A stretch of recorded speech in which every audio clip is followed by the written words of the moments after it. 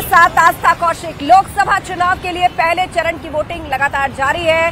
Voting सुबह 7 बजे से शुरू हो गई थी और लगभग 3 घंटे का वक्त हो चुका है जब ये वोटिंग चल रही है और उस वोटिंग को लेकर लोगों में जबरदस्त उत्साह नजर आ रहा है।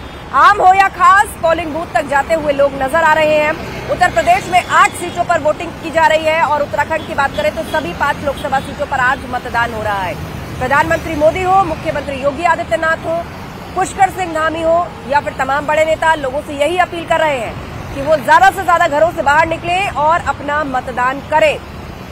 वोटर्स में भी खास तौर पर उत्साह देखा जा रहा है, चाहे फर्स्ट टाइम वोटर्स की बात हो, ऐसे वोटर्स हो जिनके लिए आज का दिन बेहद खास है। निजी लिहाज से भी कुछ लोगों की शादियां हैं लेकिन पहले वो पोलिंग बूथ पर जाते नजर आ रहे हैं। ऐसी तमाम तस्वीरें हम आपको दिखाएंगे। ये भी आपको बताएंगे कि कौन से वीआईपी वोटर्स ने पोलिंग बूथ पर जाकर अपना वोट डाला है। दूसरी तरफ नागपुर में बात करें तो संघ प्रमुख मोहन भागवत वो वोट डालने पहुंचे। उत्तराखंड के मुख्यमंत्री पुष्कर सिंह धामी ने वोटिंग की है। उत्तराखंड के पूर्व मुख्यमंत्री त्रिवेंद्र सिंह रावत जो कि हरिद्वार से चुनावी मैदान में है, उन्होंने भी अपने मताधिकार का उपयोग किया है। तस्वीरें हम लगातार टीवी स्क्रीन पर आपको दिखा रहे हैं।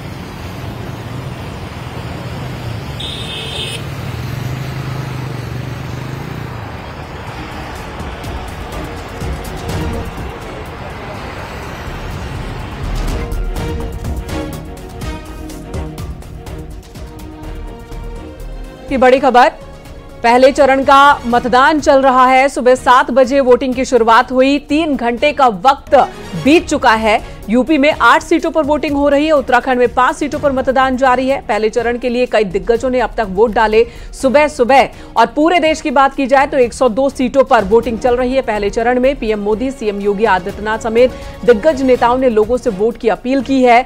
नागपुर में संघ प्रमुख मोहन भागवत ने वोट डाला।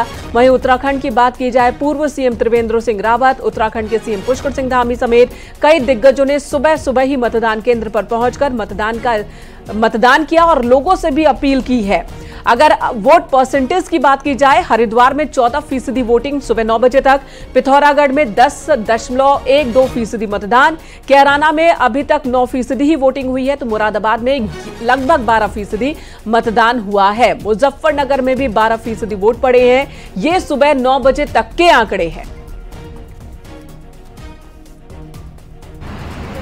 तो एक तरफ सुबह 9 बजे तक कहां कितना मतदान हुआ वो विस्तार से हमने आपको बताया, लेकिन पीलीभीत से इस वक्त एक खबर आ रही है। यहां का बकसपुर गांव है जहां के लोगों ने मतदान का पूरी तरह से बहिष्कार कर दिया है। बकसपुर गांव का एक भी शख्स, एक भी स्थानीय निवासी वोट डालने पोलिंग बूथ पर नहीं पहुंचा है। साथ ही साथ ये सभी लोग मिलकर के हंगामा कर रहे हैं। पुलिस और प्रशासन इस वक्त मौके पर उपस्थित है, लोगों को समझाया जा रहा है, उनका मामला समझा जा रहा है। लेकिन बड़ी बात यह कि पीलीभीत का बकसपुर गांव जहां पर लोगों ने वोट का पूरी तरह से बहिष्कार किया, स्थानीय लोगों की तरफ से एक भी शख्स वोट डालने नहीं पहुंचा है। लोग हंगामा कर रहे हैं, स्थानीय पुलिस प्रशासन मौके पर मौजूद है। शहर के बकसपुर गांव का यह पूरा मामला है। तस्वीरें हम आपको दिखा रहे हैं। लोगों ने वोटिंग का बहिष्कार कर रखा है और इसीलिए आज पहले चरण के तहत जो पीलीभीत में वोटिंग हो रही है, ये लोग वोट डालने नहीं पहुंचे हैं। स्थानीय प्रशासन उनसे बातचीत कर रहा है, पुलिस मौके पर मौजूद है। जगह जगह लोगों का हंगामा वहां पर देखा जा रहा है। आखिर ये पूरा मामला क्या है, पुलिस प्रशासन इसको समझ रहा है।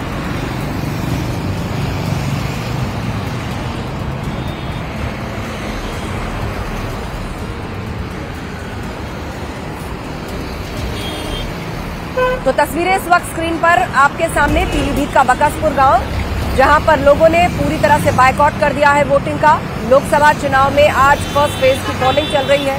पीलीभीत में भी लोकसभा सीट पर आज मतदान है, लेकिन यहां का जो बकसपुर गांव है वहां से कोई भी वोट डालने आगे नहीं आया।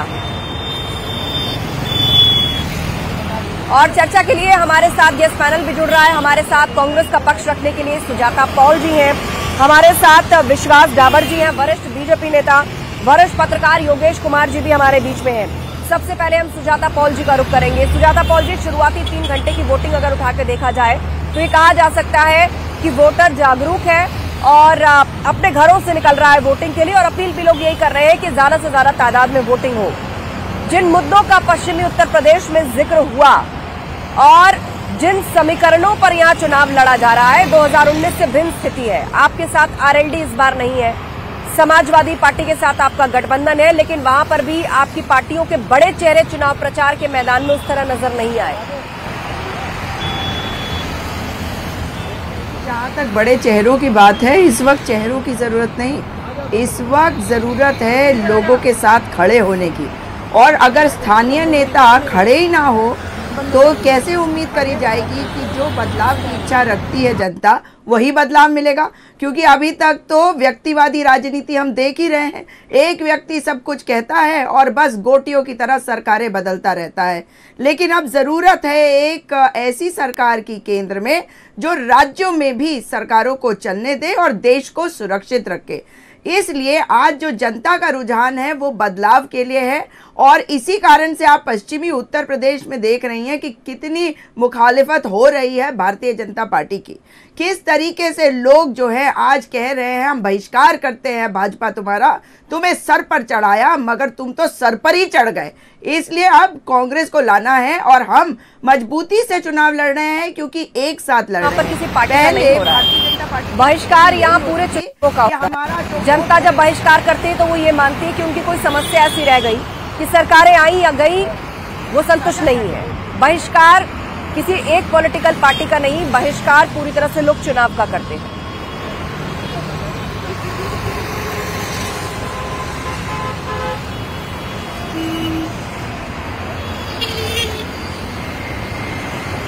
हमारे साथ इस वक्त बीजेपी के नेता विश्वास डाबर जी भी जुड़े हुए हैं। विश्वास जी, आपसे समझना चाहेंगे, एक तरफ कांग्रेस और समाजवादी पार्टी का गठबंधन है जो ये मानता है कि उसने जो रोजगार, महंगाई, अग्निवीर योजना, किसानों का गन्ना भुगतान, इस समेत तमाम मुद्दे जो है पश्चिमी उत्तर प्रदेश में खड़े किए हैं, तो जनता उनके साथ है।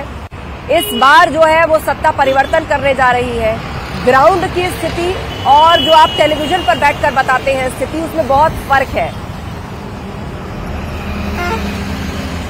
देखिए, ऐसा है कि आज भी सर्वमान्य अगर नेता हैं कोई भारत के तो वो मोदी जी हैं। अभी कांग्रेस की प्रवक्ता ने खुद ही कहा कि आपका जादू सिर चढ़ के बोलता है, आपको पब्लिक उतार देगी, पब्लिक इनको बिल्कुल भुला देगी और कांग्रेस अपने जीवन काल के सबसे कम सीटों पे जीत के आएगी इस बार।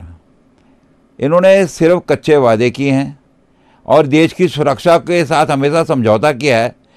इनका डिफेंस मिनिस्टर लोकसभा में ये बोलता है कि हम सड़कें इसलिए नहीं बना रहे चीन बॉर्डर पे कि चीन नाराज़ हो जाएगा। चीन से डरने वाले, पाकिस्तान से डरने वाले क्या देश की सुरक्षा करेंगे? इन्होंने सिर्फ कहानियाँ की हैं, बड़ी बड़ी बातें करी हैं। प्राइम मिनिस्टर की, जब हम भारत का प्राइम मिनिस्टर जाता था उसको कैसा ट्रीटमेंट मिलता था विदेशों में, सब ने देखा है। आज कैसा मिलता है, सब ने देखा है। और जहाँ तक रही महंगाई की बात, आज विश्व में सबसे कम अगर महंगाई दर कहीं है तो वो भारत में है। आप लोग जनता के बीच में लेकर के गए और आपका ये मानना है कि जनता इसको कंसिडर करेगी और जो बदले भारत की तस्वीर या न्यू इंडिया की आप बात करते हैं उस पर जनता के वोट पड़ेंगे। फिलहाल वक्त है मुजफ्फरनगर के रुख करने का, क्योंकि हमारे सहयोगी संदीप पांडे हमारे साथ जुड़ रहे हैं। उनके साथ बहुत सारे लोग भी हैं, वहां पर इस वक्त वोटिंग की जा रही है। संदीप, लोगों से बात करिए, कौन से मुद्दे उनके जहन में वोटिंग से पहले? हमारे साथ हैं यूपी सरकार के मंत्री कपिल देव अग्रवाल, जो कि मतदान कर वापस आ रहे हैं। हम उनसे बात करते हैं, कैसा है मुजफ्फरनगर का मिजाज? मंत्री जी, आप वोटिंग करके आए परिवार के साथ और सुबह से कार्यकर्ताओं से फोन पर फीडबैक भी ले रहे थे, कैसा मिजाज दिख रहा है आपको? और शानदार है। मैंने कहा कि आज मतदान का दिन है, यानी मतदान का पर्व है।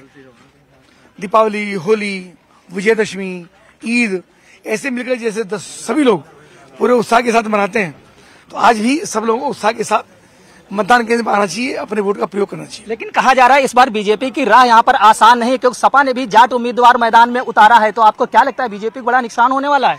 विषय जाट या नॉन जाट का नहीं है, विषय देश के चुनाव का है, राष्ट्र के चयन का है। देश में कैसी सरकार हो, देश का निर्माण कैसे हो, देश का भाग्य कैसे बने, देश में आने वाले युवाओं को समय में युवाओं को रोजगार कैसे मिले, देश की जीडीपी कैसे बढ़े, देश की अर्थव्यवस्था कैसे बढ़े, हम तीसरे नंबर की अर्थव्यवस्था कैसे बने, देश की बाह्य सुरक्षा कैसे हो, आंतरिक सुरक्षा कैसे हो, यानी बहुत सारे मुद्दे हैं। किसान को उसकी फसल का उचित मुआवजा दाम कैसे मिले, इन सब चीजों का वैसे उद्योग लगे, व्यवसाय लगे, तो सारे बिंदुओं के ऊपर ये चुनाव है और मुझे शानदार चयन सरकार का भी होगा और प्रत्याशी के नाते सांसद का भी। लेकिन बीएसपी चीफ ने भी इस बार यहाँ बड़ा दांव चला है, प्रजापत समाज से यहाँ पर कैंडिडेट उतारा है और प्रजापत समाज की भागीदारी यहाँ करीब 80,000 वोटर हैं और जो कि बीजेपी को वोट ज्यादातर करते थे। क्या लगता है इसमें भी आपकी कुछ डैमेज हुआ है? मैंने कहा ना, वो जाति का चुनाव नहीं है, व्यक्ति का चुनाव है, पार्टी का चुनाव है, विचार का चुनाव। लोग विचार के लिए वोट, देश के प्रधानमंत्री का चयन होना है, गली मोहल्ले का चुनाव नहीं है। तो हमको लगता है कि सब लोग जाति धर्म से ऊपर उठ करके, चूंकि सबने 10 साल देखा है विकास की गंगा किस प्रकार से बही, देश कैसे प्रगति किया, देश ने अर्थव्यवस्था हमारी कैसे ऊंची बढ़ी, इन सब चीजों के ऊपर चुनाव होने वाला है और हमको लगता है शानदार परिणाम इसका है। लेकिन राहुल अखिलेश जो साथ आए हैं अब की बार यूपी में, लगता है इसका कोई प्रभाव पड़ेगा? बताया ना आपको, मैं किसी का कोई प्रभाव नहीं है, केवल एक ही प्रभाव है, नरेंद्र मोदी तीसरी बार प्रधानमंत्री तो जीत को लेकर आप आश्वस्त हैं? निश्चित। देख सकते हैं यूपी सरकार के मंत्री थे कपिल अग्रवाल, जो कि आश्वस्त हैं कि किसी का भी कोई प्रभाव नहीं पड़ेगा। सपा कांग्रेस गठबंधन या राहुल और अखिलेश की जोड़ी का यहाँ कोई प्रभाव नहीं पड़ना है और बीजेपी की ही जीत होगी, ऐसा इनका दावा है। वीडियो जर्नलिस्ट बंटी के साथ संदीप पांडे, न्यूज 18 मुजफ्फरनगर। चलिए, तो यूपी सरकार के मंत्री की आप बात सुन रहे थे, वो पूरी तरह से कॉन्फिडेंट है कि सपा और कांग्रेस ने मिलकर जो चक्रव्यूह वहां पर बिछाया है, बीजेपी की रणनीति के आगे वो काम नहीं करेगा। हमारे साथ सुजाता पॉल जी हैं, कांग्रेस की प्रवक्ता, उन्हीं का रुख कर लेते हैं। सुजाता पॉल जी, पश्चिमी उत्तर प्रदेश के समीकरणों को अगर समझने की कोशिश की जाए तो वो सीटें जहां पर मुस्लिम आबादी है, वो सीटें जहां पर दलित आबादी है, वो सीटें जहां ओबीसी वोट बैंक है, आप वहां पर उठा करके अगर देखें तो ऐसी सीटों पर कहीं ना कहीं मुस्लिम या दलित वोट बढ़ता नजर आ रहा है, क्योंकि बसपा इंडिपेंडेंटली मैदान में है। बहुत से और इस तरह के दल हैं जो चुनावी मैदान में है। चंद्रशेखर रावण की पार्टी है, समाजवादी पार्टी और मतलब आपका जो कांग्रेस का गठबंधन है उसका भी उम्मीदवार वहां पर खड़ा है। तो सीधे तौर पर आप लोगों के कोर वोट बैंक की यहाँ पर बांट है, तो एनडीए को यहाँ पर फायदा होगा कि नहीं? ये आपको लग रहा है क्योंकि जनता मन बना चुकी है और जनता जानती है कि अब हमें एक तरफा ही वोट करना है और कांग्रेस को ही वोट करना है।